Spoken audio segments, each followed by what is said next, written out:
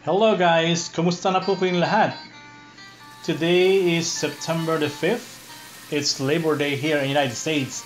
And today I'm going to show you how to make pork sisig. Do you know that sisig is said to be originated from the province of Pampanga, located a few miles north of metropolitan Manila, Philippines?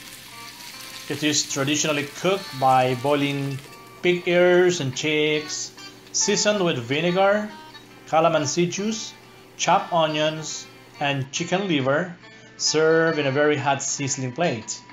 But anyways, ang aking pong ingredients for today, meron po tayong lime, onion, pepper and garlic, and meron din po tayong lechong kawali, mayo, and liver spread.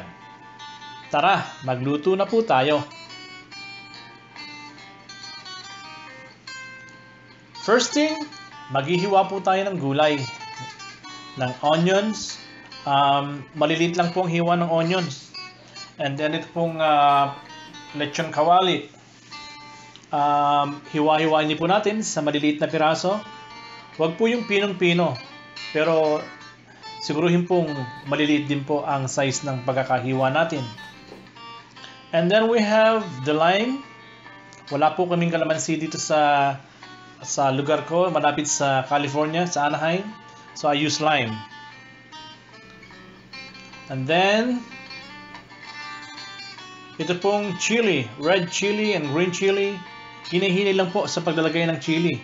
Pero kung gusto niyo ng medyo maanghang, depende na po sa inyong panlasa yon.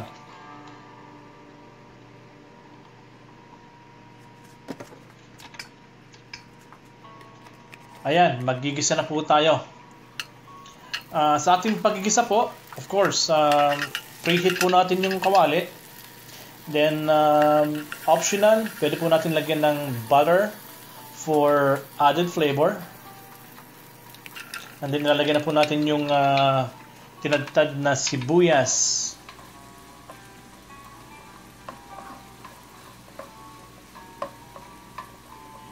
Normally, sa pagigisa po, sa nakagisnang ko, ang lagi po nilang inuuna sa pagigisa yung bawang.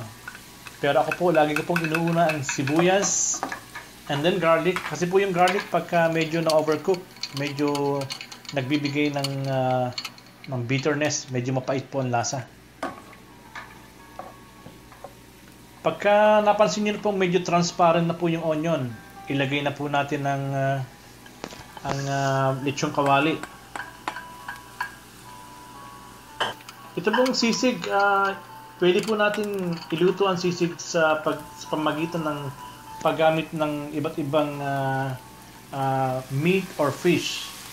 Pwede po tayong gumamit ng bangus or sisig na tuna, sisig na chicken, sisig na shrimp, or even tofu sisig.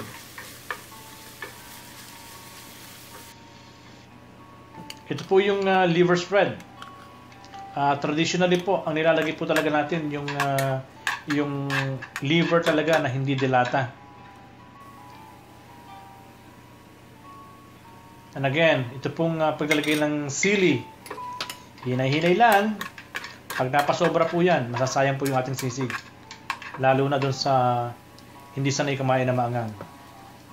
And of course, mayo, para po hindi magmukhang tuyot yung ating sisig.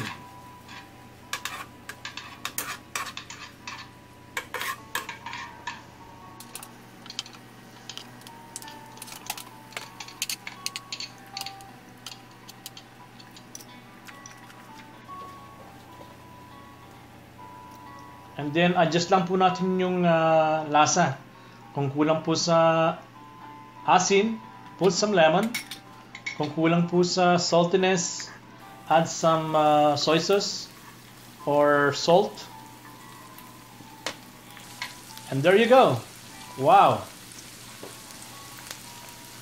Ayan po ang ating pork lechon sisig. Ilalagay po natin ito sa ating preheat na sizzling plate. And it's now ready to serve.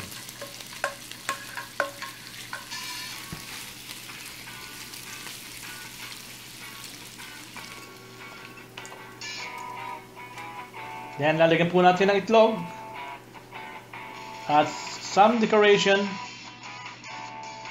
And there you go. And this is our recipe for today.